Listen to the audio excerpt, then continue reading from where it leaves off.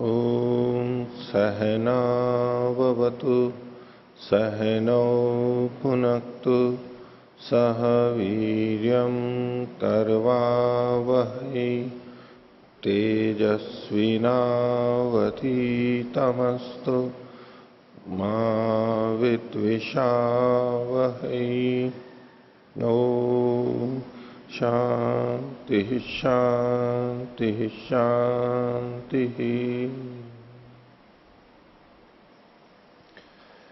मीमांसा दर्शन की 92वीं कक्षा।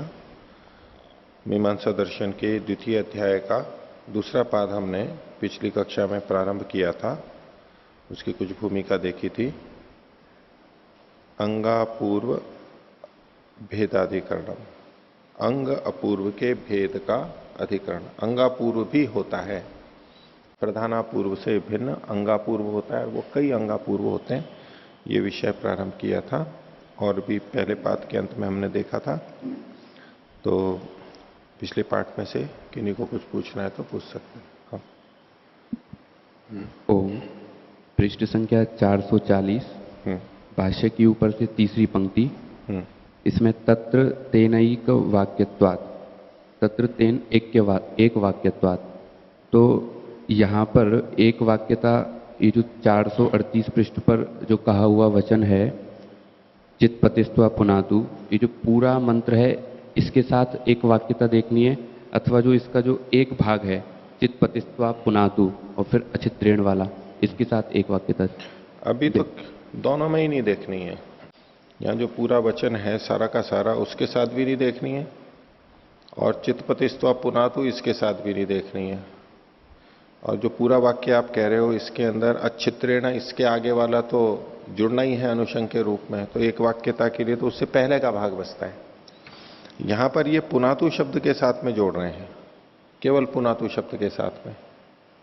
ठीक है, अच्छित्रेण वाला ये जो भाग है ये पुनातु शब्द के साथ में जुड़ रहा है। तो पुनातु शब्द के साथ जुड़ करके उसके साथ एक वाक्यता हो रही है। ठीक है, क्योंकि इन्होंने स्पष्ट लिखाई है यत्र पुनातु शब्द प्रयुक्त है, तत्र जहां पुनातु शब्द प्रयोग किया गया वहां पर तेन एक वाक्यत्वात्, तेन मतलब तेन पुनातु शब्देन एक वाक्यत्वात्, पुनातु शब्द के साथ अच्छित्रेण इसकी एक वाक्यता होने से अच्छित्रेण इति अयम अपि प्रयोक्तव्य है, इसका भी प्रयोग किया जाना चाहिए जहां जहां पुनातु आता है। केवल पुनातु शब्द से जोड़ के देख रहे हैं अभी। हाँ, यद्यपि ये ठीक है कि पुनातु भी वहां चित्तपतिस इत्यादि से जुड़ा हुआ है तो उससे जुड़ जाएगा आगे चल के, लेकिन अभी केवल पुनातु के साथ में जोड़ रहे हैं। अगर इसमें एक अर्थत्व की दृष्टि से अगर देखेंगे तो क्या पूरे वाक्य का एक अर्थ लिया जा सकता है? 3 वाक्य बन जाएंगे यहां पर, चित्पतिस्त्वा पुनातु और अच्छित्रेण तेज, ये सब चलेगा। और वाक्पतिस्त्वा पुनातु अच्छित्रेण पवित्रेण वसो, और देवस्त्वा सविता पुनातु अच्छित्रेण पवित्रेण, ऐसे। तो पुनातु पुनातु 3 जगह है और तीनों अलग अलग क्रियाएं मानी जाएंगी। यद्यपि अर्थैकत्व है, पवित्र होना, लेकिन अलग अलग जने पवित्र कर रहे हैं, लेकिन पवित्र होना एक जैसा है, किंतु ये निराकांक्ष है परस्पर, इसलिए अलग अलग वाक्य होंगे। जी।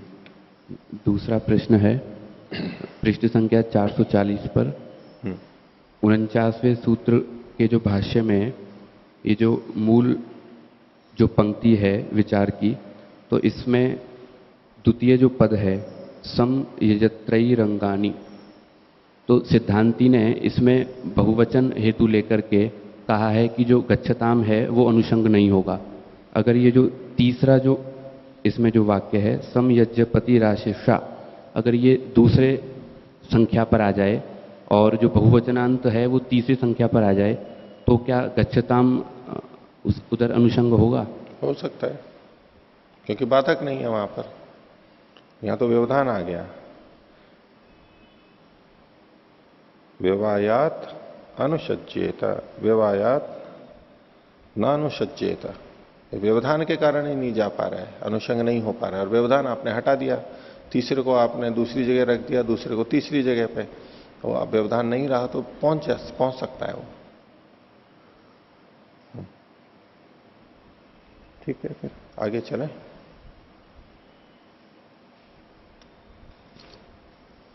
तो पृष्ठ संख्या 443, द्वितीय अध्याय का द्वितीय पाठ, प्रथम अधिकरण और प्रथम सूत्र की भूमिका के रूप में ये बात चल रही है। तो अंगापूर्व का भेद होता है, ये इनका सिद्धांत का प्रतिपादन है। लेकिन पूर्व पक्षी कह रहा है कि यहां सब जगह अदृष्ट एक ही है। देखिए, अदृष्ट की तो कल्पना करनी ही पड़ रही है, तो अल्प कल्पना यही होगी कि सबका एक ही अपूर्व मान लिया जाए, अलग अलग नहीं माना जाए। तो इसी प्रसंग में श्लोक हमने देखे थे, श्लोक के बाद में जो है उसको प्रारंभ करते हैं। गम्यते च विशेष। देखो यहां विशेष तो हमें पता लगता है। ये जो श्लोक था इसकी चौथी पंक्ति थी, विशेषश्चेत न गम्येत। अगर विशेष भी पता न लगे ऐसी स्थिति में तो नई कोपी कल्प्यते, तो फिर और तो कोई एक की भी कल्पना नहीं की जा सकती, वो व्यर्थ हो जाएंगे अगर विशेष की कल्पना न की। तो विशेष का मतलब यहां पर अपूर्व की कल्पना। तो इसी को भाष्य में आगे कह रहे हैं, पूर्व पक्षी ही कह रहा है गम्यते च विशेष। विशेष तो यहां पर जाना जा रहा है। बहुभ्य एकम अपूर्वमिति। ये जो बहुत सारे कर्म हैं, यजेत, जुहोति और ददाति, इन अनेक जो कर्म है इनसे बहुतों से एक अपूर्व बनता है, ये यहां पता लग रहा है। तस्मात् समुदाय चिकीर्षित, इसलिए यहां पर समुदाय की ही कथन की इच्छा रखते हैं, समुदाय को ही कहते हैं, समुदाय को चाहते हैं यहां पर। ततो अदृष्टे कल्प्यमाने अवयवानाम समुदायम प्रति अर्थवत्वात् एकम अपूर्वम समुदायात कल्पितम भविष्यति। तो ऐसे में अदृष्ट की जब हम कल्पना करेंगे, अपूर्व की अदृष्ट की कल्पना करेंगे, तो चूंकि अवयवों का समुदाय के प्रति अर्थवत्व होता है, अवयव जो है एक समुदाय के जो अवयव है उनकी सार्थकता उस समुदाय के प्रति होती है। तो समुदाय अवयवों का समुदाय के प्रति अर्थवत्व होता है, सार्थकता होती है। इसलिए एकम अपूर्वम समुदायत कल्पितम भविष्यति, समुदाय से पूरे से एक अपूर्व बन जाएगा। अवयव तो उससे जुड़े हुए हैं ही। न च अशब्द समुदाय अल्प विराम, ये जो समुदाय है ये बिना शब्द का तो है नहीं, शब्दों से ही बनता है। और अवयव शब्द ही रेव समुदाय से उक्तत्वात्, और अवयव शब्दों के द्वारा ही समुदाय के कहा गया होने से, जो अवयव शब्द हैं उन्हीं के द्वारा समुदाय को कहा जाता है। तस्मात् समुदाय चिकीर्षित, इसलिए पूरे समुदाय को ही चाहा गया है, पूरे समुदाय से ही एक अपूर्व बनेगा। एक तरीके से इसने व्याख्या की पूर्व पक्षी ने, और इसी को दूसरे ढंग से प्रस्तुत कर रहा है। एक अपूर्व बनेगा, इसकी सिद्धि के लिए एक तरीके से उसने बात रखी, अब दूसरे तरीके से रख रहा है। अथवा यजेत इत्यस्य पूर्वो भागो यजति अर्थम ब्रवीति उत्तरो भावेत। तो यहां जो सोमेन यजेत में यजेत शब्द था, इसका जो पूर्व का भाग है यज, वो है यजति अर्थ को कहता है, और बाद वाला जो है यानी प्रत्यय, वो लिंग जो है वो भाव को, क्रिया को कहता है। भावेत उत्तरम भावेत, जैसा कि हमने अर्थ संग्रह में देखा था। तो यज्ञेन इष्टम भावेत, यजेता यज्ञेन इष्टम भावेत, यज्ञेन इष्टम कुर्यात, ये वहां पर निकल के आएगा। तो दो भाग कर दिए इन्होंने। आगे कहते हैं तथा ददाति इति पूर्वो भागो ददात्यर्थम उत्तरस्तमेव भावयेत इति। ददाति में भी यही है, पहला वाला भाग ददाति अर्थ को कहता है और उत्तर वाला प्रत्यय वाला भाग भावयेत अर्थ को कहता है।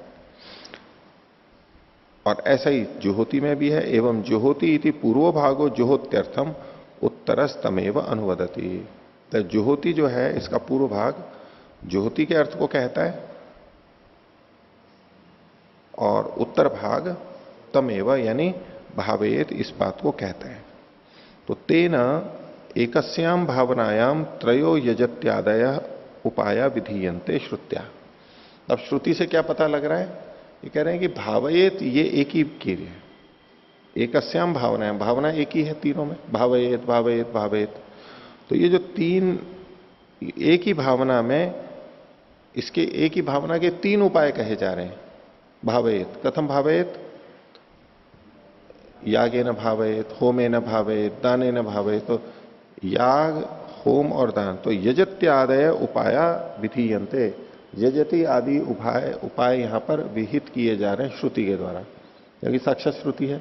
यजते, यजेत या ददाती या जुहोती साक्षात श्रुति है इनकी। तो क्रिया तो एक ही है यहां पर। एक सामान्य दृष्टि से देखेंगे तो तीन क्रियाएं थी, यजती, ददाती और जुहोती। तीन क्रियाओं को देख करके यहां पर तीन कर्म की बात आने लग रही थी, और तीन कर्म आ रहे थे तो तीनों के अपूर्व अदृष्ट अलग अलग बनेंगे। पूर्व पक्षी चाहता है कि सबका एक ही अपूर्व बने, तो वो कैसे सिद्ध कर रहा है कि इन तीनों में भावये तो समान है और उसके साधन यज, दान और होम है। तो अलग अलग तरीके से हो रहा है, लेकिन भावयत ये तो एक ही है। इसलिए एक ही क्रिया को करने के लिए तीन उपाय यहां पर बताए गए हैं, और इनके करने पे चूंकि क्रिया एक ही है इसलिए एक ही अपूर्व बनेगा। तस्मात एतैर याग दान होमैर विशिष्टा पूर्व से भावना प्रतीयते। इन याग दान होम के द्वारा विशिष्ट अपूर्व की भावना प्रतीत होती है, एक विशेष प्रकार का अपूर्व वहां पर बनता है।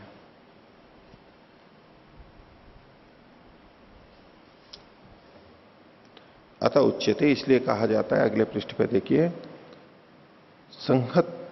संहत्य एकम अपूर्वम साधयंती।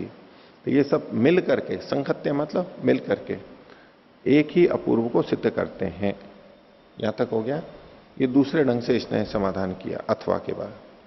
अब तीसरा एक और दे रहा है, यदवा। यजति शब्देन विहितम दानम दान होम शब्देन अनुद्यते गुण संबंधार्थम।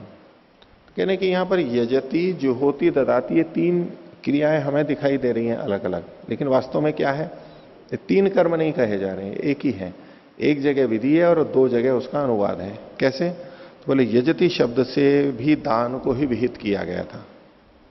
सोमे ने यजेता में यजति शब्द से दान को विहित किया गया, विधान किया गया दान का, क्योंकि यज धातु का भी एक अर्थ दान होता है, देव पूजा, संगतिकरण और दान।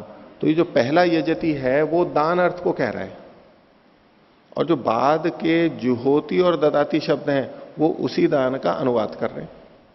कैसे कर रहे हैं? दान, डुदाएं दाने तो दान अर्थ वाली है ही ददाती, और जुहोती में भी हु दाना धनयो, वहां पर भी दान है। ठीक है, तो वो भी दान को ही कह रही है। तो यजति, ददाती, जुहोती तीनों में ही दान को ही कहा जा रहा है। यजति ने विधि की पहली बार, इसलिए विधि हुई, और बाकी के जो दो है उसका अनुवाद कहा जा रहा है। तो कुल मिला के कितनी क्रियाएं हुई? एक ही तो हुई, वो दान रूप क्रिया हो गई। इसने तीसरे ढंग से इस बात को खोल दिया। तो इसलिए एक ही अपूर्व बनता है, पूरे समुदाय का अलग अलग नहीं बनते हैं। तो यजति शब्देन विहितम दानम, यजति शब्द से भी जो दान है वह दान होम शब्देन अनुद्यते। दोबारा जो दान और होम शब्द है उससे उसका अनुवाद किया गया। क्यों? गुण संबंधार्थम, गुण संबंध के लिए, उनको बताने के लिए। तस्माद एकम अपूर्वम इति प्राप्तम। इस सबसे सिद्ध होता है कि एक ही अपूर्व बनता है, अंगापूर्व अलग अलग अंगों का अपूर्व नहीं बनता है। एवं प्राप्त ब्रूमा, ऐसी स्थिति में अब सिद्धांत इसका समाधान कर रहा है। तो पहला सूत्र है शब्दांतरे कर्म भेद कृतानुबंधत्वात्। बोले शब्दांतर होने से यहां पर कर्म का भेद मानना चाहिए।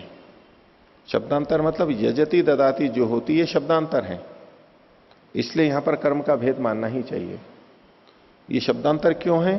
तो कहा कृतानुबंधत्वात्। ये जो भावयेत है, प्रत्यय है, इसका अलग अलग धातुओं से, प्रकृति से अनुबंध है, जुड़ाव है। अलग अलग से जुड़ाव होने के कारण से ये अलग अलग शब्द हैं, और इसलिए कर्म भेद है, और कर्म भेद होने से सबका अलग अलग अपूर्व बनेगा। भाष्य प्रतिशब्दम अपूर्व भेद इति। प्रत्येक शब्द के साथ में अपूर्व का भेद है, यानी भिन्न भिन्न अपूर्व बनेंगे। शब्द के से तात्पर्य यहां पर है शब्द से बोधित जो क्रिया है उसमें, क्योंकि बिना क्रिया के तो अपूर्व बनेगा नहीं, वहां कुछ ना कुछ तो करना ही है। तो शब्द के साथ मतलब उस शब्द से जुड़ी हुई क्रिया से का अलग अलग अपूर्व है। शब्दांतरे कर्म भेदक कृतानुबंधत्वात्। ये तो सूत्र को जो का तो इन्होंने लिखा है। आगे यजेत इति अनेन केवल से याग से कर्तव्यता उच्यते।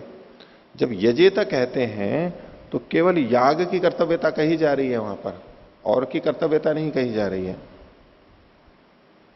याग करना, यागम भावयेत ऐसे अर्थ करेंगे तो यज्ञ की याग की कर्तव्यता का मतलब हुआ याग करना है, यागम भावयेत, यागम कुर्यात। तो केवल याग का ही करना कहा जा रहा है, बाकी दो का करना नहीं कहा जा रहा है।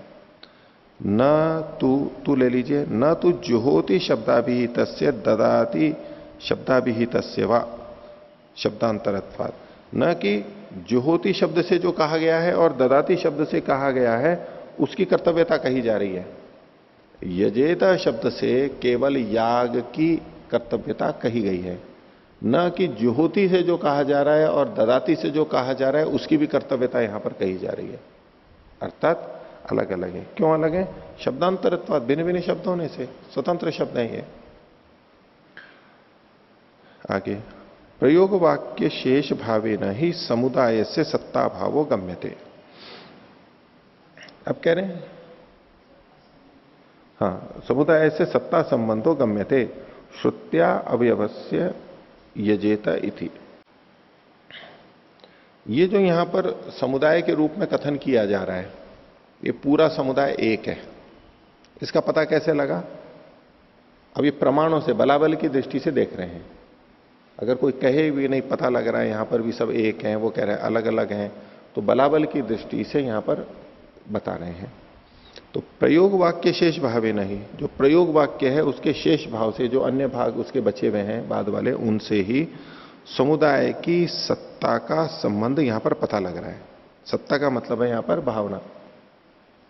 तो क्योंकि भू का मतलब क्या होता है? भू सत्तायामी होता है, तो सत्ता अर्थ ही है यहां पर। सत्ता मतलब भावना। तो समुदाय की भावना का संबंध कैसे पता लगता है? यहां पर प्रयोग वाक्य के शेष भाव से, यानी वाक्य के द्वारा यहां पता लगता है कि इनमें आपस में संबंध है, एक ही चीज है ये सब एक है। कैसे पता लगेगा? अलग अलग वाक्य हैं, उनको देख करके हमें पता लगता है कि एक ही है। भावना के साथ में जो संबंध है भावयेत भावयेत, ये एक जैसा है, वो पूरे वाक्य से पता लगता है। और जो अलग अलग हैं वो श्रुत्या अवयवस्य यजेत इति। और अवयव जो यजेता है इसका संबंध कैसे जुड़ता है? श्रुति से जुड़ता है, क्योंकि वहां पर जो भावयेत है पदाभिधान श्रुति है, यज और दान और होम वो सब उसके साथ जुड़े हुए हैं ना, यजेत ददाति जो होती, ये श्रुति से पता लग रहा है। तो अवयव से जो संबंध जुड़ रहा है भावयेत का, वो श्रुति से जुड़ रहा है, और पूरे सबके साथ में, समुदाय के साथ में जो संबंध जुड़ रहा है वो वाक्यों से जुड़ रहा है। तो ऐसा होने पर सन्निहितयोरपि वाक्येन दान होमयो, सन्निहितयोरपि दान होमयो वाक्येन। और जो उसके साथ में सन्निहित जो दान और होम है उनका भी वाक्य के द्वारा ही संबंध जुड़ रहा है, सीधे संबंध नहीं जुड़ रहा है, वाक्य से जुड़ रहा है। और श्रुत्या यागस्य एवं सत्ता संबंधो गम्यते न दान होमयो। और श्रुति के द्वारा तो याग का ही सत्ता संबंध, यानी भावना के साथ में संबंध याग का किससे जुड़ रहा है? श्रुति से जुड़ रहा है, न कि दान और होम का। यानी यजेत में जो भावयेत है, सत्ता है, भावना है, उसके साथ में याग का ही सत्ता संबंध श्रुति से जुड़ रहा है। और या दान और होम का श्रुति के साथ, श्रुति के द्वारा संबंध नहीं जुड़ रहा है। भावयेत या सत्ता, इसके साथ में यजेत वाला जो भावयेत सत्ता है उसके साथ में दान और होम का संबंध श्रुति से नहीं जुड़ रहा है, केवल याग का ही संबंध श्रुति से जुड़ रहा है। दान और होम का तो वाक्य के माध्यम से जुड़ रहा है। पूर्व पक्षी ने यह कहा था ना, भावयेत तीनों जगह एक है और यज दान और होम ये अलग अलग है, इन सबके साथ में जुड़ जाएगा, ये वो वाक्य से जुड़ रहा है। भावयेत के साथ में याग का संबंध कैसे जुड़ा है? श्रुति से। यजेत ये शब्द शब्दाभिधान श्रुति है, शब्द में ही वहां पर एकाभिधान श्रुति है, एक ही शब्द में से वो कहा जा रहा है, वैसे वाक्य से आ रहा है।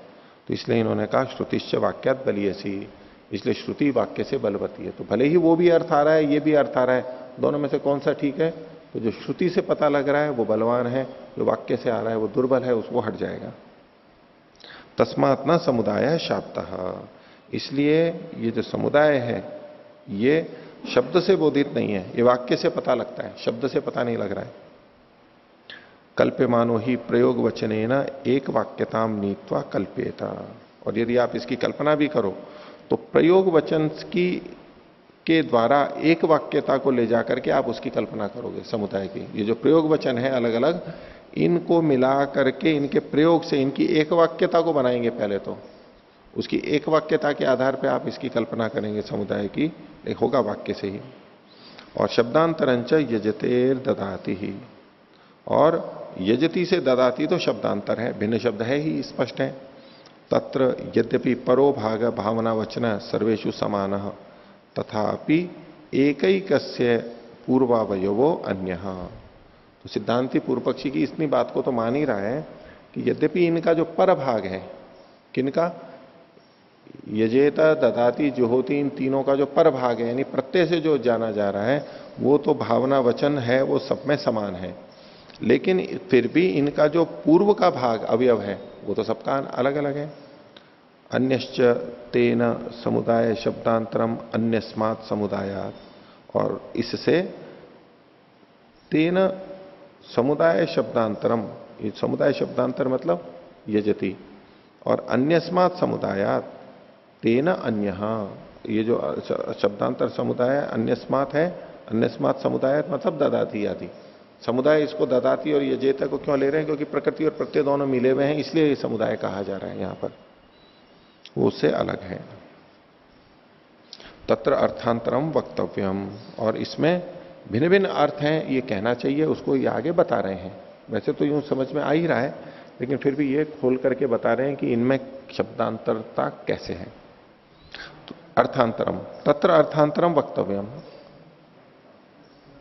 हाँ, तत्र अर्थांतरम व्यक्तम, अर्थांतर जो है वो बिल्कुल व्यक्त है, स्पष्ट ही है, कहना नहीं, स्पष्ट है, उसी को बता रहे हैं। दद्यात इति दानेन साधयेत इति, दद्यात शब्द जो है देवे, तो इसका मतलब है दानेन साधयेत, दानेन इष्टम भावयेत, ये इसका अर्थ है वाक्यार्थबोध। केवलम एव दानम करणम भावनाया प्रतीयते, और ऐसे में भावना का जो करण है वो केवल दान ही प्रतीत हो रहा है। भावना, ये भावना कैसे की जाए, भावयेत कैसे की जाए, तो दानेन, तो केवल दान ही यहां पर प्रतीत हो रहा है। न याग होमौ सहायौ अपेक्षते, याग और होम सहायक के रूप में, करण के रूप में यहां पर ददाती को अपेक्षित नहीं हो रहे हैं, भावयेत को अपेक्षित नहीं हो रहे हैं। तथा इसी तरह से बाकी सब में भी घटा रहे हैं। जुहोती इति होम साधनाम भावानाम आह, जुहोती में होम के द्वारा सिद्ध की जाने वाली भावना को कहा जा रहा है। ददाती में दान के द्वारा सिद्ध की जाने वाली भावना को कहा जा रहा था, यहां होम के द्वारा सिद्ध की जाने वाली भावना को कहा जा रहा है। न दान यागौ अपेक्षते, दान और याग उसके द्वारा यहां पर अपेक्षित नहीं है। तत्र एतावत शब्देन अवगतम, तो इसमें शब्द के द्वारा क्या जाना गया, दानेन केवलेन सिद्ध्यति इति, ददाती में क्या अर्थ निकल के आ रहा है, केवल दान से ही सिद्ध होती है ये चीज, और किसी चीजों से नहीं। जुहोती इत्यपि होमेन केवलेन सिद्ध्यति इति, और जुहोती भी कैसे होगा, इसी शैली में देखेंगे तो होम से ही सिद्ध होगा। यहां पर जुहोती में जो भावना सिद्ध करनी है वो केवल होम से ही होगी। न तो दाने न केवलेन सिद्ध्यति इति विज्ञानम निवर्तते, और इससे ये जो होमेन केवलेन सिद्ध्यति जुहोती में जो अर्थ पता लगा, इससे दाने न केवलेन सिद्ध्यति ये जो ज्ञान था ददाती के संदर्भ में वो हट नहीं जाता है, यानी वो अपनी जगह बना रहता है। कोई कहने लगे कि ददाती से दान के द्वारा भावना करे, ये जो अर्थ निकल के आया था, जब जुहोती में किया तो जुहोती ने कहा होम के द्वारा को सिद्ध, भावना को सिद्ध करे, इससे ददाती का जो अर्थ था दान के द्वारा भावना को सिद्ध करे वो हट नहीं जाता है। अगर इसके आने से वो हट रहा है तब तो कह सकते हैं कि भाई ये एक ही बात है, ये अगर उसकी जगह ये कर लिया, दान के द्वारा सिद्ध करे वो अपनी जगह है, होम के द्वारा सिद्ध करे वो अपनी जगह पे है, दान के द्वारा सिद्ध करे उसको हटा नहीं रहा है। न तो दाने न केवलेन सिद्ध्यति इति विज्ञानम निवर्तते, ददातिर्हि स्वेन कारक ग्रामीण कृतानुबंधो न यागम होमम व अनुबंधम अपेक्षते। और जो ददाती है, दान के द्वारा भावना करे, ये ददाती अपने कारक समूह के द्वारा, उसका जो भी कारक समूह है, देने के का कर्ता, दान क्रिया का कर्ता, जिसके लिए दान दिया जाता है वो संप्रदान, जिसको दिया जा रहा है वो कर्म, जो वस्तु दी जा रही है जिसके द्वारा दी जा रही है वो करण, इत्यादि जो उसका कारक समूह है, जो भी हो सकता है दान के संदर्भ में, वो अपने कारक समूह से अनुबंध करता हुआ याग और होम के अनुबंध की अपेक्षा नहीं करता है। अपने कारकों से ही वो संपन्न हो जाता है, निराकांक्ष रहता है। तस्मात भिन्नानि वाक्यानि, इसलिए ये सारे के सारे भिन्न भिन्न वाक्य हैं। और प्रति शब्दम अपूर्व भेदा इति, और प्रत्येक शब्द में अपूर्व का भेद है, भिन्न भिन्न अपूर्व है। इसमें शब्द के बाद में म जोड़ लीजिए, प्रति शब्दम अपूर्व भेदा, म तो प्रति शब्दम अपूर्व भेदा ये बनेगा। न च दान से यजतिर जुहोतिर्वा अनुवाद, अल्प विराम। कोई ये नहीं कह सकता है कि ये जो यजति और जुहोति है ये दान का अनुवाद है। दान का अनुवाद यजति जुहोति नहीं है। अगर दान का ही अनुवाद यजति जुहोति होता तब तो एक ही मान सकते थे इसको, कि उसी बात को कहा जा रहा है दो जगह और, तो एक कुल मिला के एक ही बात हुई, तो ये अनुवाद नहीं है। इसी तरह से याग होमयोर अविवक्षा प्रसंगात, यदि यूं कहा जाए कि ये उसी का ही अनुवाद है तो याग और होम की अविवक्षा का प्रसंग आएगा, तो उसको कहने की जरूरत क्या थी यहां पर? यदि उसी का ही अनुवाद है तो कोई उसकी विवक्षा है नहीं फिर याग और होम की। न च दानम इतरयोर अनुवाद, और उल्टा भी नहीं है कि दान उन दोनों का अनुवाद हो, यजेता और जुहोति का अनुवाद भी नहीं है दान। अंतर क्या है इन दोनों के अंदर? देखो, इन्होंने तीन धातुएं थी, तीन शब्द थे, उनको दो को अलग अलग कर दिया, ददाती को अलग कर दिया और यजते और जुहोति इन दोनों को एक तरफ कर दिया। इन दोनों के अलग अलग अर्थ हैं। कैसे? उन्होंने कहा परस्वत्वार्थत्वाद ददाते है। ददाती जो है वो किसके लिए होती है? पर मतलब दूसरे के, स्वत्व मतलब अपनेपन के लिए होती है, दूसरे के अपनेपन को बनाने के लिए होती है ददाती। दान में हम स्वत्व को छोड़ करके पर स्वत्व को स्वीकार कर लेते हैं कि इस पे अब मेरा अधिकार नहीं है, अब दूसरे का अधिकार है। अपने अधिकार को छोड़ करके, अपने स्वामित्व को छोड़ के दूसरे का स्वामित्व स्वीकार करते हैं, यही तो दान है। दूसरे को दे करके भी हमारा स्वामित्व बना रहा तो ये दान नहीं हुआ। दान शब्द से नहीं कहा जाएगा वो। फिर दान में अपना स्वामित्व छोड़ दिया जाता है, दूसरे का स्वामित्व स्वीकार किया जाता है। तो पर स्वत्वार्थत्वात्, पर स्वत्व के लिए ददाती के होने से, और इतरयोश्च त्यागार्थत्वात्, यजति और जो होती है वो त्याग के लिए होता है, उसमें त्याग होता है। तो त्याग अलग अर्थ है और पर स्वत्व का प्रयोजन अलग है। तो अलग अलग है, इसलिए ददाती इनका अनुवाद नहीं है। तो इस प्रकार से इन्होंने ये सिद्ध किया कि ये शब्दांतर होने से कर्म भेद है और इनके अलग अलग अपूर्व बनेंगे। यद्यपि ये सारे के सारे ज्योतिष्टोम में हैं, और ज्योतिष्टोम का पूरा मिलाकर के एक प्रधानापूर्व बनेगा, प्रधान अपूर्व बनेगा इकट्ठा एक। लेकिन ये जो तीन हैं इनके भी अपने अपने अपूर्व बनेंगे, क्योंकि तीनों अलग अलग कर्म हैं। ये अदृष्ट बनेगा, अपूर्व बनेगा, और फिर वो प्रधानापूर्व का सहायक बनेगा। ये अलग अलग अंगापूर्व बनते हुए प्रधानापूर्व के सहायक बनेंगे। ये इनकी दृष्टि है यहां पर। अब बोले प्रयोजन इस अधिकरण का, इस चर्चा का, निश्चय का प्रयोजन क्या हुआ, क्या अंतर निकला? हम एक ही अपूर्व मान लेते या हम अलग अलग मान रहे हैं, सिद्ध किया है, तो उससे फर्क क्या पड़ेगा? क्यों ऐसी चर्चा की? निर्णय का कारण क्या है? तो प्रयोजनम पूर्व पक्षे समुदायात अपूर्वम। पूर्व पक्ष में तो क्या बनेगा? पूरे समुदाय से अपूर्व बनेगा। और सिद्धांते तो यागस्य फलवत्वात इतरयोः गुण भाव। और सिद्धांत पक्ष में क्या होगा? याग के फलवत्व होने से, फल वाला होने से, यानी याग तो वो प्रधानापूर्व है, और जो इतरयो है बाकी के जो हैं उनका गुण भाव होगा, उनका अंगापूर्व होगा। यानी सोमेन यजेता, इसमें जो याग है ये तो फल वाला है, ये तो प्रधान हो गया, और बाकी के जो दो हैं ददाती और जुहोति, वो उसका गुण भाव होगा, अंग भाव होगा। तो इससे क्या फायदा हुआ? इन्होंने तो केवल इतना ही लिखा है। पूर्व पक्ष में तो पूरे समुदाय से अपूर्व बनेगा और इसमें बाकी दो पहले वाले के भाग बनेंगे, अंग बनेंगे, गुण भाव को प्राप्त होंगे। इसमें यह प्रयोजन बताया जाता है इसका भी आगे कि क्या होगा कि पूर्व पक्ष में तो जब कभी अन्यत्र इसको लिया जाएगा तो अन्यत्र विनियोग नहीं हो पाएगा।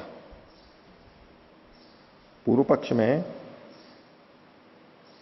ये जो अंग कर्म है इनका विनियोग कहीं और जगह नहीं हो पाएगा, क्योंकि वो इस प्रधान के साथ ही जुड़े हुए हैं। इनका अपना तो कोई अपूर्व है नहीं, अपना तो कोई फल है नहीं, ये तो केवल प्रधान का ही है। तो यदि कभी यहां से उठ के जाएगा तो पूरा का पूरा उठ के जाएगा।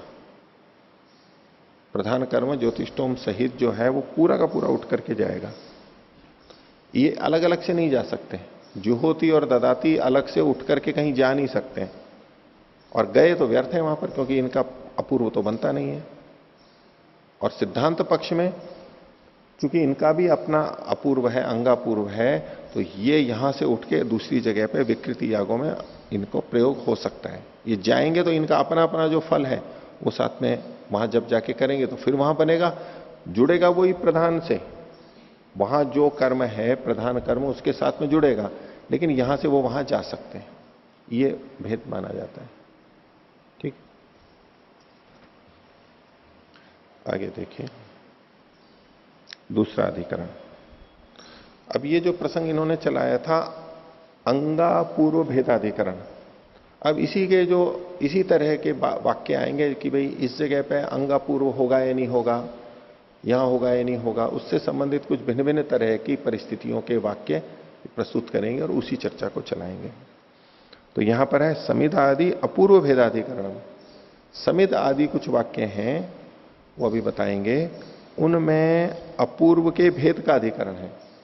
जैसे पिछले अधिकरण में कहा गया था, पिछले अधिकरण में सामान्य रूप से कहा गया था, अब यहां कुछ विशेष उदाहरण लेके कहा जा रहा है कि इनका भी अपूर्व भिन्न भिन्न होता है, भिन्न भिन्न प्रकार से इनका अपूर्व बनेगा, इसको सिद्ध करेंगे। भाष्य देखिए, समिधो यजति, ओ कर लेना इसको, समिधो यजति तनुनपातम यजति इत्येवम आदि पंचकृत्वो अभ्यस्तो यजति शब्द। देखिए यहां दो लिखा है, दो वाक्य हैं, समिधो यजति तनुनपातम यजति। बाकी के जो तीन हैं या पांचों नीचे देखिए टिप्पणी में लिख रखे हैं इन्होंने, समिधो यजति तनुनपातम यजति इडो यजति बर्हिर यजति स्वाहाकारम यजति, ये जो पांच हैं, तो इसलिए इन्होंने कहा इत्येवमादि पंचकृत्व अभ्यस्त, 5 बार करके अभ्यास किया गया। किस शब्द का? यजति शब्द का। बाकी जो समिध तनुनुपात आदि हैं ये देवताओं के नाम है। यजति ये 5 बार आवृत्ति की गई। पंचकृत्व अभ्यस्तो यजति शब्द किम एकम अपूर्वम चोदयति किम प्रति अभ्यासम अपूर्व भेदायति। तो ये जो यजति यजति है ये चूंकि एक जैसा शब्द है तो ये पांचों मिलकर के एक ही अपूर्व को बनाते हैं, अथवा ये प्रत्येक अभ्यास में अपूर्व की भिन्नता है, अलग अलग बनेंगे। ये प्रश्न है। तो इसमें कह रहे हैं शब्दांतरे कर्म भेद उक्त। बोले आपने पीछे कहा था कि शब्दांतर होने पे कर्म भेद होता है। पीछे की जो सिद्धांत स्थापित करते हैं उसका कुछ कहीं अपवाद होता है या वितर्क होता है, प्रश्न उठता है ना, ऐसे उदाहरण लेते हैं फिर आगे अगले अगले अधिकरणों में। ऐसा आगे भी पूरे मीमांसा में चलता रहेगा। बोले अभी तो आपने ये कहा था, तो वो ऐसा उदाहरण ढूंढ के लाएगा कि देखो यहां तो शब्दांतर है नहीं, यजति यजति है, तो यहां तो एक ही कर्म माना जाएगा। उसी आधार पर वो निर्णय करता है। तो शब्दांतरे कर्म भेदा उक्ता, आपने सिद्धांति ने कहा था कि शब्दांतर में कर्म भेद होगा। यह स एव शब्द पुनर्पुनरुच्चार्यते, यहां तो एक ही शब्द बार बार बोला जा रहा है, इसलिए कर्म भेद नहीं होगा, नहीं होना चाहिए। तस्माद एकम एव अत्र पूर्वम, इसलिए यहां एक ही अपूर्व बनेगा। लेकिन सिद्धांति कहता है ननु अपूर्वांतरम अविदत अनर्थको भवति। अगर यहां पर अलग अपूर्व ना कहा जाए, इन पांचों से अलग अलग अपूर्व ना बना जाए तो ये अनर्थक हो जाएंगे, ये पढ़ना ही व्यर्थ हो जाएगा। इसलिए यहां पर सबका अलग अलग अपूर्व होगा।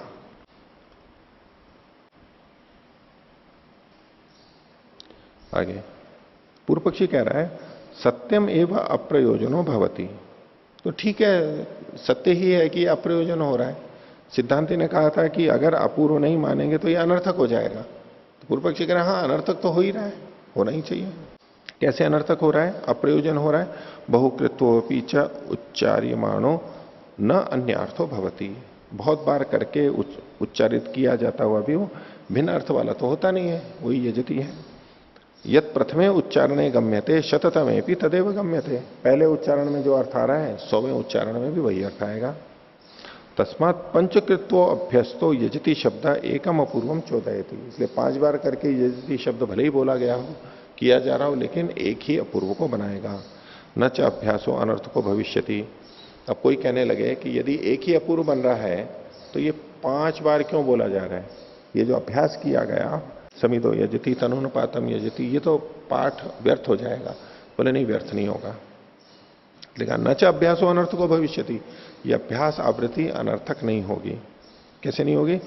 तनूनपादादिर देवता विधास्यति। तनूनपादादि ही, ये द्वितीय का बहुवचन है।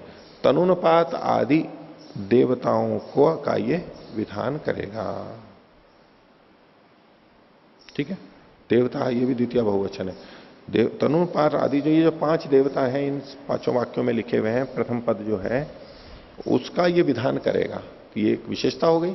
यजति यजति भले ही एक है, बार बार है, लेकिन वो तो अनुवाद हो गया और देवता का विधान यहां पर सार्थक कर रहा है इन वाक्यों को। तस्माद एकम अपूर्वम, इसलिए एक अपूर्व हो गया, एक अपूर्व भी हो गया, आवृत्ति व्यर्थ भी नहीं हुई है, सार्थक हो गई है, विधि अलग अलग बता दी है। एवं प्राप्ते ब्रूमः, ऐसा प्राप्त होने पर अब सिद्धांति अपनी बात को रखता है। दूसरा सूत्र, एकस्य एवं पुनः श्रुति ही अविशेषात अनर्थकम ही स्यात्। तो एकस्य एवं पुनः श्रुति, एक की ही दोबारा इसी प्रकार से श्रुति मानी जाए तो अविशेष होने से यह अनर्थक हो जाएगा। विशेष तो कुछ हुआ नहीं है, तो यह अनर्थक हो जाएगा। कैसे होगा भाष्यकार बताते हैं आगे। एकस्य एवं पुनः श्रुति स्यात् कर्म भेदम कुर्याद इत्यर्थः।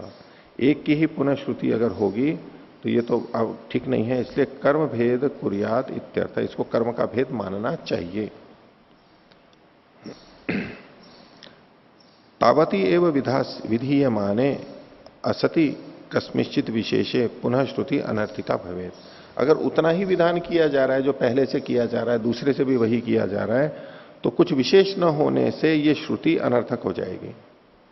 तो पूर्व पक्षी कह रहा है ननु उक्तम न शक्नोति अर्थांतरम विधातुमिति। तो बोले ये तो मैंने कहा ही है कि ये अर्थांतर को यानी भिन्न नए अर्थ को ये बता नहीं सकती है। नहीं, इस पे सिद्धांत कह रहा है उच्यते समिधो यजति इत्यपि प्रथमो अनुवाद एवा।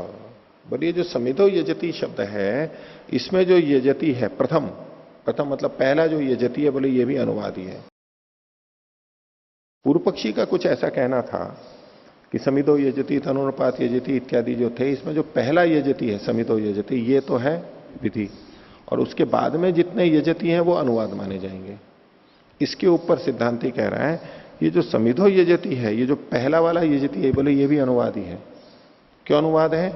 क्योंकि यजेता की विधि पहले हो चुकी है। उसके लिए इन्होंने कहा दर्शपूर्ण मासाभ्याम यजेता इति याग प्राप्त है। वह दशपूर्ण मासाभ्याम यजेता, इस वचन से याग की प्राप्ति तो हो चुकी है।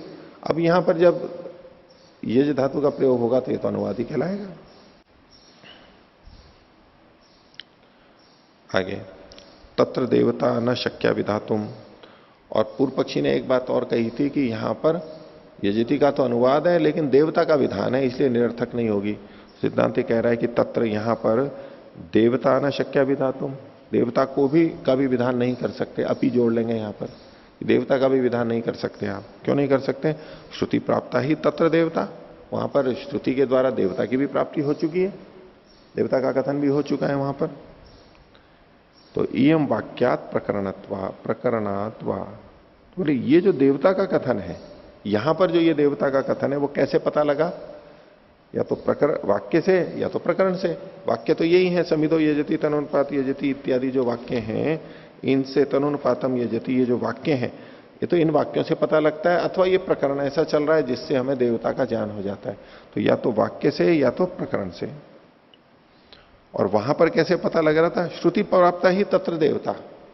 प्रकृति में दशपूर्ण मास में जो देवता है वो तो श्रुति से प्राप्त है। वहां पर आग्नेय शब्द लिखा हुआ है, यद आग्नेय अष्टा कपालो अमावस्यायाम पौर्णमास्याम च अच्युतो भवती। आग्नेय शब्द वहां पर पढ़ा हुआ है। भाष्यकार ने आगे लिखा है हिंदी में, युधिष्ठिर जी ने 449 पर। तो आग्नेय जो शब्द है, आग्नेय शब्द के माध्यम से क्या पता लगा, ये देवता का कथन कैसे हो रहा है, तद्धित के द्वारा देवता का कथन हो रहा है। तो या तो देवता का कथन तद्धित से होता है या चतुर्थी से होता है, ठीक है। और यहां कैसे हो रहा है, वाक्य से या प्रकरण से। तो यहां वाक्य और प्रकरण से हो रहा है, मतलब तद्धित और चतुर्थी से तो नहीं हो रहा है, क्योंकि समिधो यजति तनुपातम यजति, यहां पर न तो तद्धित प्रत्यय है न तो चतुर्थी है। तो ये वाक्य से हो रहा है। तो तयोर विकल्पो न न्याय्य।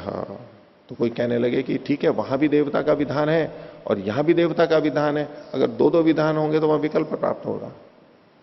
यदि दोनों का विधान मानेंगे तो विकल्प प्राप्त होगा, लेकिन दोनों प्राप्त हो नहीं सकते, क्योंकि इसमें बलाबल है। श्रुति से जो प्राप्त हो रहा है वही होगा, वाक्य से या प्रकरण से हो रहा है वो नहीं होगा। यदि दोनों श्रुति से प्राप्त हो रहे होते तो विकल्प होता। तुल्य बल में विकल्प की प्राप्ति होती है, अतुल्य बल में तो दुर्बल है वो हट ही जाएगा, तो बलवान ही रहेगा।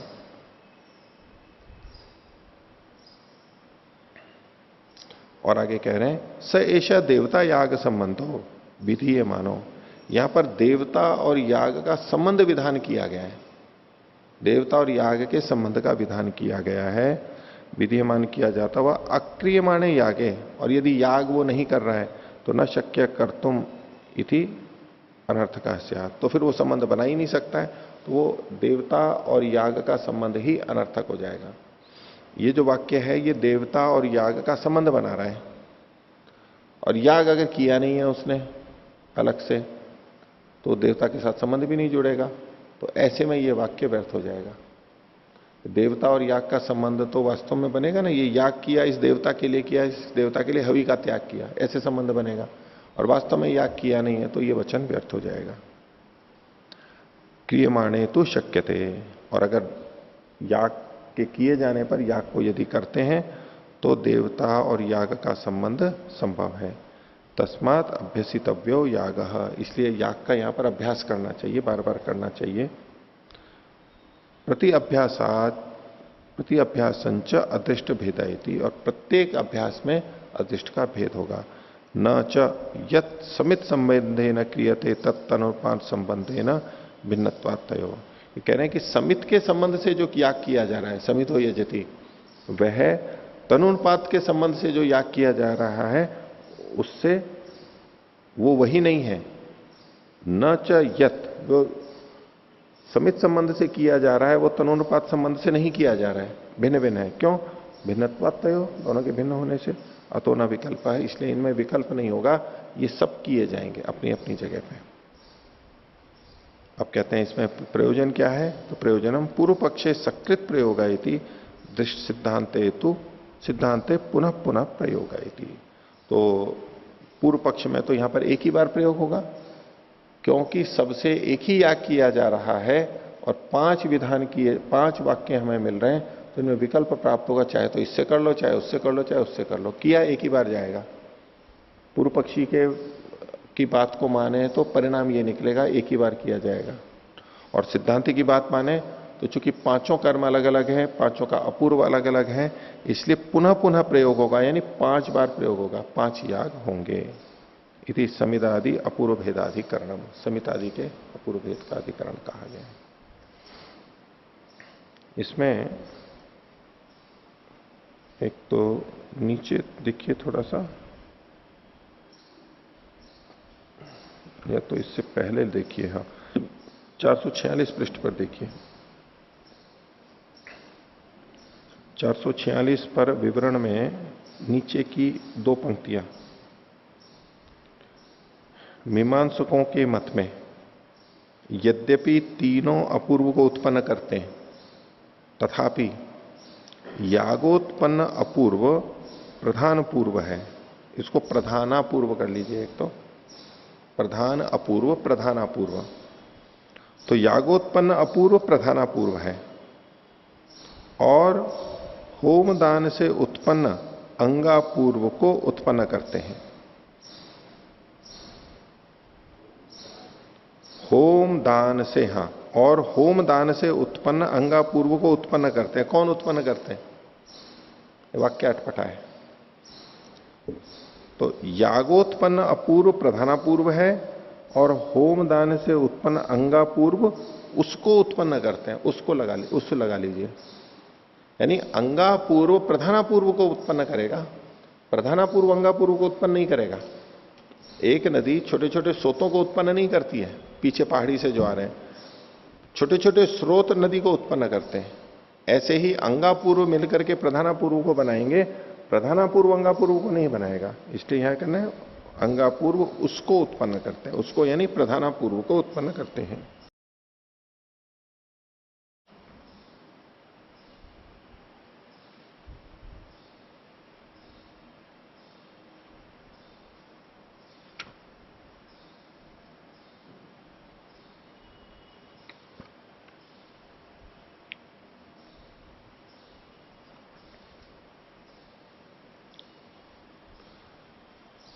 आगे देखिए,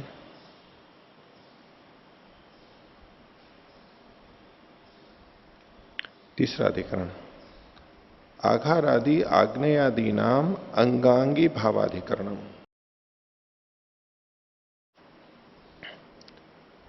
आघार आदि कुछ कर्म हैं, आगे बताएंगे, और आग्नेय आदि हैं उनके साथ में इनका अंगांगी भाव अधिकरण है। आपस में कैसे जुड़े हुए हैं?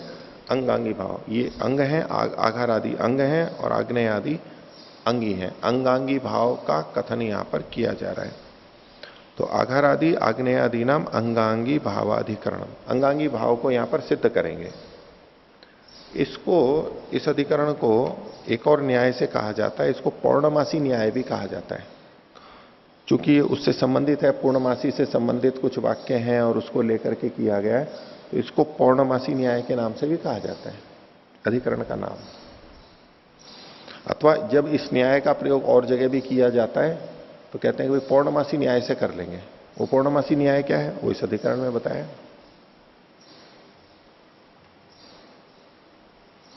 तो एवं ही समामनंती, इस प्रकार से पढ़ते हैं कि कुछ तो वचन इन्होंने बताए हैं। यदाग्नेयो अष्टाकपालो अमावस्यायाम पौर्णमास्यायांच अच्युतो भवति, ये वाक्य पहले आ चुका है। इस वाक्य को विपरीत अल्प विराम में बंद कर लीजिए भवति तक।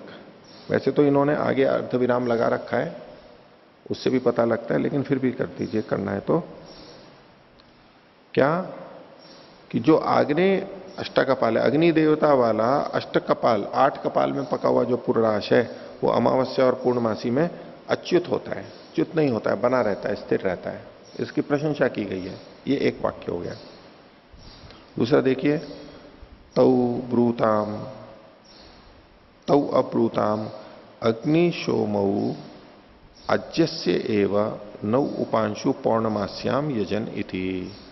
वो दो बोले, वो दो कौन है? अग्नि सोमी, मतलब अग्नि और सोम देवता बोले कि घृत के द्वारा ही हमारे लिए उपांशु पौर्णमासी में यजन किया जाए। हमारे लिए घृत के द्वारा ही पूर्णमासी में यजन किया जाए, और वो भी उपांशु। ये उन्होंने अपनी इच्छा व्यक्त की।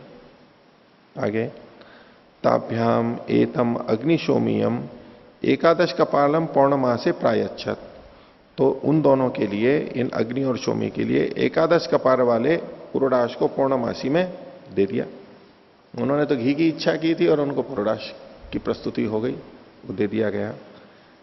आगे, ऐन्द्रम दधि अमावस्यायाम, और अमावस्या में जो दधी है, दही की आहुति देते हैं, वो इंद्र देवता वाला होता है। ऐन्द्रम, इंद्र देवता वाला। ऐन्द्रम दधि अमावस्यायाम, ऐन्द्रम पयो अमावस्यायाम, और अमावस्या में पय भी होता है, दूध भी इंद्र देवता वाला होता है।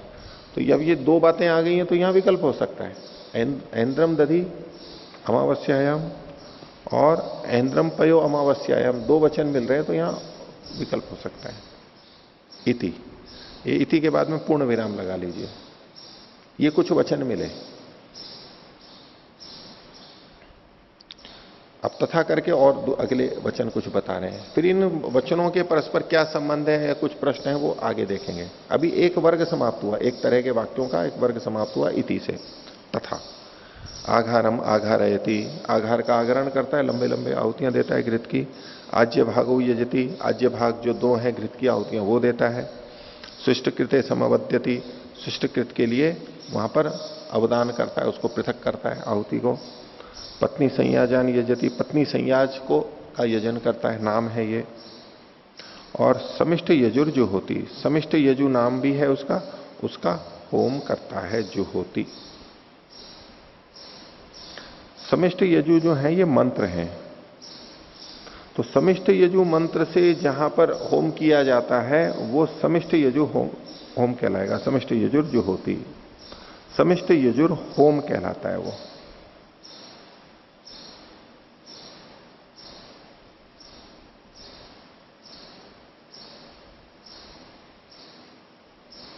समिष्ट यजु को यूं वैसे अर्थ करेंगे तो सम्यक इष्टा देवता इच्यन्ते अनेन स होमा सम इष्ट यजु। सम इष्ट यजु, तो सम तो मतलब सम्यक हो गया, इष्ट मतलब इष्टा देवता इच्यन्ते अनेन, जिस याग के द्वारा सम्यक प्रकार से इष्ट देवताओं का यजन किया जाता है उस होम को कहते हैं समिष्ट यजु। और समिष्ट यजु होम में ये वैसे पूर्णाहुति के रूप में होता है वहां पर, उसमें प्रक्रिया ये करते हैं, अच्छी प्रकार से देवता का यजन कर रहे हैं, कैसे करते हैं, तो वहां पर उठ करके दक्षिणम पदम वेदी मध्य निधाय, वेदी जो बीच में होती है आवनीय से पहले, वहां पर दक्षिण पाद को रख करके आगे, एक तो होता है खड़े खड़े करते हैं, पहले भी ये बात आई थी कि दाहिने हाथ दाहिने पैर को आगे रख करके फिर करता है। तो दक्षिणम पदम वेदी मध्य निधाय ध्रुवया मंत्रेण जो होती, ध्रुवा के द्वारा जो एक शुरू होता है उसके द्वारा होम करता है। स्वयं समिष्ट यजुर होम इत्युच्यते। हम जैसे किसी को कोई चीज देते हैं हाथ से, एक तो यूं ही दे देते हैं, देनी है वो ले लो, उधर है वो कहते हैं पेन देना वो दूसरा फिर यूं हाथ करके लेता है, एक हम के पेन देना तो हम यूं करते हैं, बीच तक करेंगे, आधा हमारा हाथ गया आधा उसका आएगा। और एक होता है कि हम उसको यूं करते हैं, और कई बार लेने वाले भी कई तरह के होते हैं, ये तो मैंने देने वाले का बताया लेने वाले भी तीनों तरह से होते हैं। बैठा है यहां पर, बोले पेन देना, तो वो हाथ यहीं रखेगा, हाथ नहीं बढ़ाएगा या आप यज्ञशाला में भी देख सकते हैं, वो लोटा जो देते हैं ना, तो एक करके एक तो वो यही रखता है, एक थोड़ा सा आगे करता है, और एक पूरा आगे तक वहां तक पहुंचाता है, क्योंकि दूसरे ने यूं ही रखा हुआ है कि वो मेरे पास तक देगा। अब कौन क्या कर रहा है इतने मात्र से व्यक्ति का पता लग जाता है कि ये किस मनोवृत्ति वाला व्यक्ति है। यद्यपि कुछ बिगड़ नहीं रहा है वहां पर हवन पात्र लेने और करने में, लेकिन आपको भेद दिखाई देगा। एक व्यक्ति देना है तो देगा, तो वहां तक ले जाकर के देता है, उसको कोशिश करता है कि वहां तक दूं मैं इसको, वहां तक पहुंचाऊं। और एक वहीं की वहीं रखता है कि यहां देना है तो वो खुद लेगा, उसको लेना है और यूं ही हाथ रखेगा, ये थोड़ा सा आगे देगा। तो ये जो देवता का समिष्ट यजु क्या है, देते समय एक पैर आगे बढ़ा रहा है और यूं आगे बढ़ करके दे रहा है। देवताओं को ऐसे ही दिया जाता है, हम देवता को देना है और हम हाथ में लेके बैठे हैं कि जी ले लीजिए, और देवता वहां से चल करके आए, ऐसा नहीं, वो वहां बैठे, हमें उनके पास जाके उनके निकट जाकर के यूं देना होता है। वो एक पैर आगे रख करके हम देते हैं दूसरे व्यक्ति को। ये इसलिए इसमें सम्यक रूप से देवता का यजन किया जाता है, क्योंकि हमारी भावना और हमारी प्रवृत्ति ऐसी है कि हम सम्यक रूप से दे रहे हैं। रोटी आदि देने में भी देख लीजिए आप, एक तो यहीं से ही देते हैं, कहीं ऊपर से ही पटक देते हैं और यूं ही रख देते हैं, और एक अच्छी तरह से रखते हैं, अलग अलग तरीके से होते हैं, क्यों रख करके छोड़ से देते हैं, रखते हुए छोड़ते हैं, और एक रखते हुए यूं रख करके यूं धीरे से यूं करते हैं। वहां स्वामी जी के यहाँ, रामदेव जी के यहाँ जो सेवक है ना, स्वामी जी ने तो वहां भोजन किया है, वो रोटी कैसे रखते हैं देखो, उसमें भी सब अलग अलग ढंग से रखते हैं, रोटियां एक जैसे नहीं रखते हैं। कटोरी भी ला करके रखेंगे, तो वो जो पुराने वाले हैं उनका क्या नाम है शिषपाल जी, हाँ, उनको देखो कभी, वो सबसे ज्यादा विनम्र है, कटोरी भी रखेंगे तो यूं रखेंगे, एक होता है यूं खड़े हैं यूं रख दिया, लाएंगे यूं रखेंगे यूं धीरे से छोड़ गया। रोटी भी रखेंगे तो यूं झुकते हैं यूं करके और यूं धीरे से हाथ निकालते हैं नीचे से। वो देखने लायक है, कभी को भोजन करो तो वो सबसे ज्यादा करते हैं, कोई अलग अलग ढंग से रखते हैं। तो ये आदर प्रकट होता है कि हम किसको किस तरह से प्रस्तुत कर रहे हैं, और ये हम सामने वाला कैसा व्यक्ति है उसके आधार पे हमारा देने का तरीका भी बदल जाता है। हम बराबर वाले को दे रहे हैं तो अलग ढंग से देते हैं, बड़े को देते हैं, अपने आप भी बदलाव आता है हमारे को। तो ऐसे में बराबर वाले को भी कोई सम्मान से दे रहा है, ढंग से दे रहा है, तो वो उसकी श्रेष्ठता मानी जाती है कि वो अच्छे तरीके से दे रहा है। छोटे को दे रहा है अलग तरीके, तो इस समिष्ट यजु आगे बढ़ करके देता है। तो यहां तक हो गया। ये दूसरा वर्ग हो गया, जो मंत्रों का भाग है ये दूसरा वर्ग हो गया। तीसरा देखिए, तथा य एवं विद्वान पौर्णमासीम यजते, य एवं विद्वान अमावस्यायाम यजते। ये तीसरे प्रकार के वाक्य हो गए। यहां जो ये तथा लिखा हुआ ये गहरे अक्षर में है, ये वैसे हल्का होना चाहिए, जैसे पहली पंक्ति में तथा है ना, इति तथा, ऐसे ये हल्के में होना चाहिए, मंत्र का भाग नहीं है ये। तो इस प्रकार से ये तीन तरह की चीजें इन्होंने यहां पर बताई, और अब इसके अंदर ये संदेह पैदा कर रहे हैं, संदेह उठा रहे हैं कि सर्वाणी एतानी समप्रधानानी उत आग्नेयादीनी पयो अंतानी प्रधानानी और आघारादीनी आराध उपकारकाणी अंगानी थी। ये दो ढंग से बात करेंगे। अभी तक जो मैंने बोला वो एक है, इस पे एक संख्या डाल लेना कि सर्वाणी एतानी समप्रधानानी, ये जो जितने सारे कर्म बताए इन्होंने, तीन वर्ग थे यहां पर, क्या ये सब समान रूप से प्रधान है समप्रधानानी, अथवा आग्नेय आदि जो पयो अंत है, आग्नेय आदि पयो अंत का मतलब क्या हुआ, यद आग्नेयो अष्टकपालों से लेकर के ऐन्द्रम पयो अमावस्यायाम यहां तक का, इति तक का जो भाग था, ये आग्नेयादीनी पयोअंतानी प्रधानानी, ये तो प्रधान है, और आघारादीनी, यहां से जो आघारम आघारयति से जो लेकर के है आघारादीनी आराध उपकार कानी अंगानी, ये दूर से उपकार करने वाले हैं, यानी अंग रूप में है, उसके सहायक हैं, स्वयं प्रधान नहीं है, उससे मिल करके समीप आकर के या दूर रहते हुए उसका उपकार करते हैं। ये एक तरह से हुआ। अब दूसरे वाला भी इसी तरह से संशय बताया, फिर उसकी चर्चा आगे करेंगे। आज का पाठ इतना ही रखते हैं। प्रणव।